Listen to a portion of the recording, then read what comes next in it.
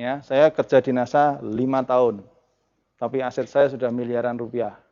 Bayangkan kalau saya menjadi pegawai atau karyawan, saya dulu karyawan Bapak, saya dulu mentor pengajar komputer, yang setiap hari harus lembur untuk nambah penghasilan. Bayangkan, itu saya lakukan selama 3 tahun, dan utangnya tambah banyak. Ya, dan sekarang Alhamdulillah dengan cara membangun aset, saya bisa mendapatkan penghasilan yang sangat luar biasa, dan akhirnya Bapak dan Ibu, dengan program seperti ini, kenyataannya inilah yang sangat luar biasa. Inilah kenyataannya, begitu program ini diluncurkan, beberapa bulan kemudian emerald muncul, diamond muncul, padahal dulu butuh bertahun-tahun untuk mencapai peringkat tersebut, dan kami pun mulai bisa mewujudkan impian-impian kami. Oh, Ahsantu Ali, oh aku tuh Diamond Director.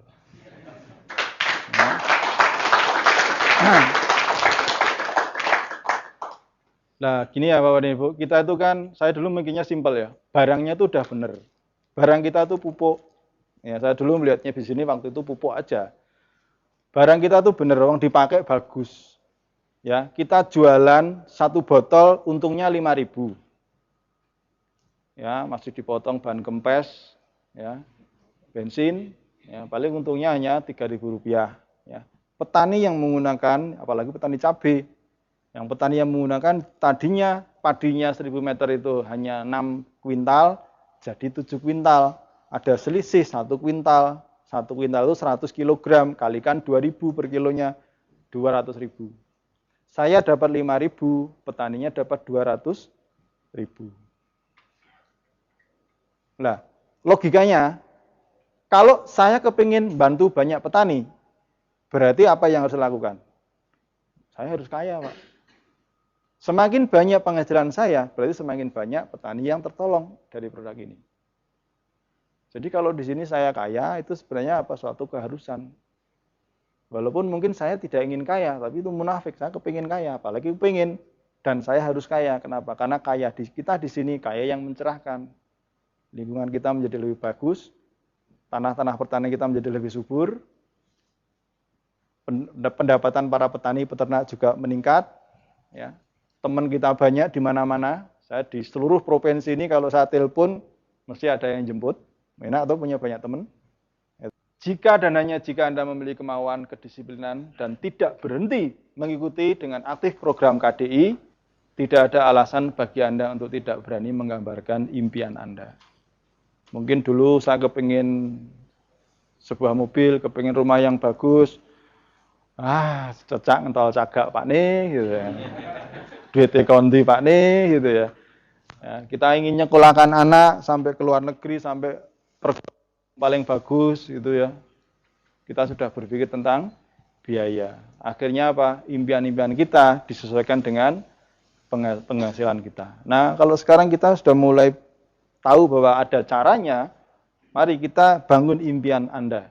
Jangan perkecil impian, tapi tolong penghasilan Anda yang disesuaikan dengan impian Anda. Impian Anda biar tetap besar. Anda tetap bisa menyekolahkan anak 5-6 tahun ke depan. Anak-anak Anda yang sekarang ini SMP, 6 tahun lagi sudah masuk perguruan tinggi. Besok masuk perguruan tinggi itu SPP-nya berapa? Belum kosnya berapa? Belum besok bensin naik lagi.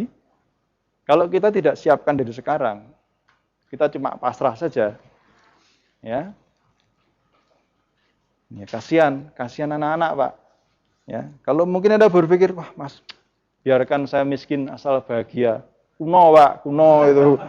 Ya, kalau nggak percaya, tanyakan sama anak dan istri Anda. Apa yang kira-kira mereka inginkan dari Anda selain cinta.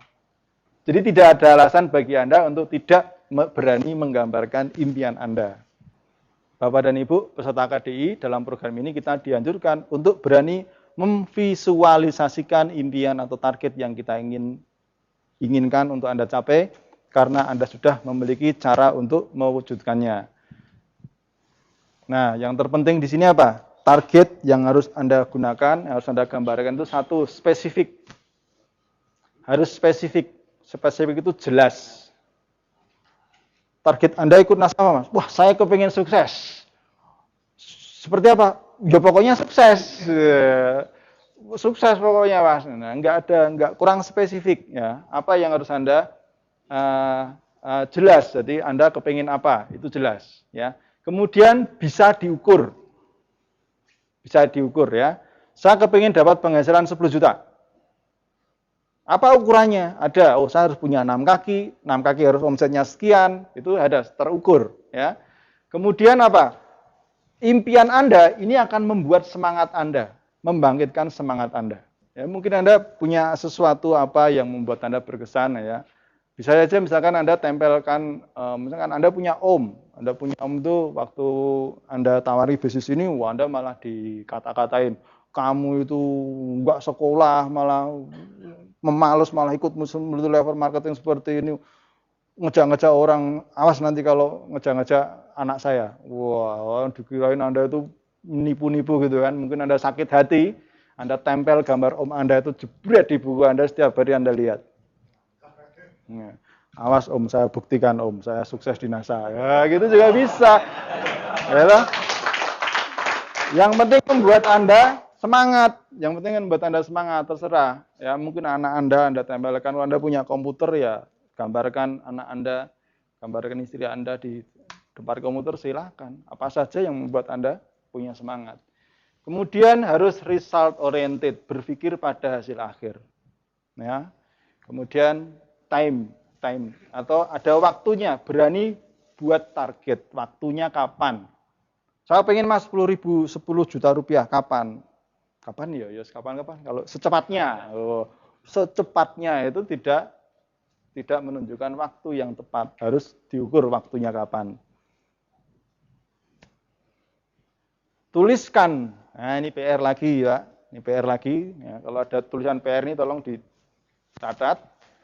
Tuliskan berapa jumlah penghasilan yang Anda inginkan dari bisnis ini dan tentukan kapan Anda ingin mencapainya.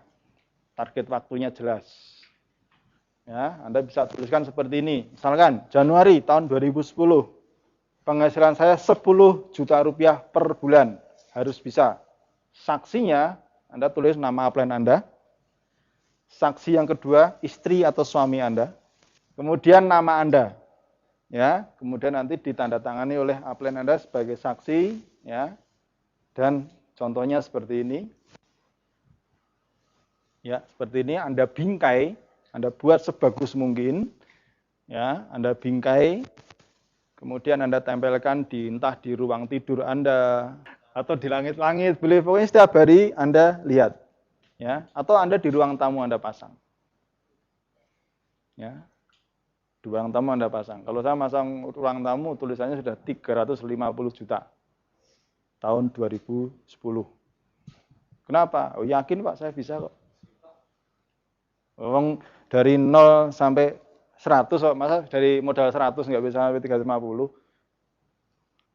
Apa yang nggak bisa kita kasih dengan uang seperti itu, gitu kan? Saya cuma mikirnya, tegel aja Pak, saya terima uang seperti itu. Saya terima seperti itu, yang lainnya lebih banyak kok Pak, petani yang tertolong lebih banyak kok. Ya. Kalau kita tetap miskin, berapa banyak orang yang bisa kita tolong? Nah, uang itu akar kejahatan. Yang benar itu yang nggak punya uang itu malah akar kejahatan. Coba Pak, ada orang ngerampok, mas jangan ngerampok nih, tak kasih 1 miliar, jadi ngerampok nggak? Nggak jadi ngerampok, itu buktinya. Itu orang miskin itu malah dekat dengan kejahatan. Ya. Ya, tampilkan seperti ini, tanda tangan upline Anda, waktunya jelas kapan. Ya. Anda boleh membuat impian yang tidak masuk akal, silahkan. Anda tulis 1 miliar pun juga nggak ada yang larang, silahkan. Ya, silahkan Anda buat impian yang tidak masuk akal, tapi yang penting rencananya masuk akal. Ya. Lakukan konsultasi ke upline Anda untuk mengisi buku kerja ini. Lakukan konsultasi, karena konsultasi adalah merupakan langkah ke-8 dari bisnis ini, penting sekali. Gunakan buku kerja pada saat Anda melakukan konsultasi ke upline Anda. Kemudian kita kembali ke aktivitas KD, yaitu meminjamkan paket informasi. Oke, sekarang agar proses meminjamkan paket info bisnis kepada orang lebih terpola dan terencana, mari kita inventarisasi nama-nama yang sudah Anda kenal. Tulislah nama-nama orang dalam buku kerja Anda dan ikuti aturan mainnya. Yang penting apa? Tertulis, tidak boleh teringat, tertulis. Kemudian tidak pandang bulu. Jangan mengejas dulu, justify jangan. Orang ini nggak mungkin jalan, belum tentu. Ya, waduh ini bapak saya, mbah saya sudah 90 tahun, belum tentu juga. Usianya lebih tinggi, berarti temannya lebih banyak. Anda tulis kakek Ponijo gitu. Anda datangi, kakek ini saya punya bisnis, kira-kira kakek siapa yang tertarik dengan bisnis ini gitu ya. Wah, ommu kayak ponakane, hafal kan sih Mbah? Mungkin Anda nggak hafal. Dari simbah itu Anda punya banyak nama lagi. Nah, jadi nggak perlu pedang bulu, harus ditulis. Ya, sebenarnya hari ini Anda harus bersama-sama menulis selama 10 menit. Yang paling banyak nanti dapat hadiah. Ya, nanti diteruskan. Besok caranya nanti Anda beli buku ini, kemudian nama-nama itu Anda tulis di daftar nama. Nama, alamat, telepon, nama, alamat, telepon, nama, alamat, telepon, nama, alamat, telepon, nama, alamat, telepon. Besok yang paling banyak akan dapat hadiah. Ya, besok dibawa. Ini PR. Ya, tolong Anda tulis. Jangan pandang bulu nulisnya. Ya, mau bulunya lebat, nggak punya bulu, bulunya kuning, bulunya hitam, nggak perlu. Tulis semuanya nama. Mari bersama-sama kita tuliskan nama dalam waktu 10 menit. Oke, untuk PR di rumah aja.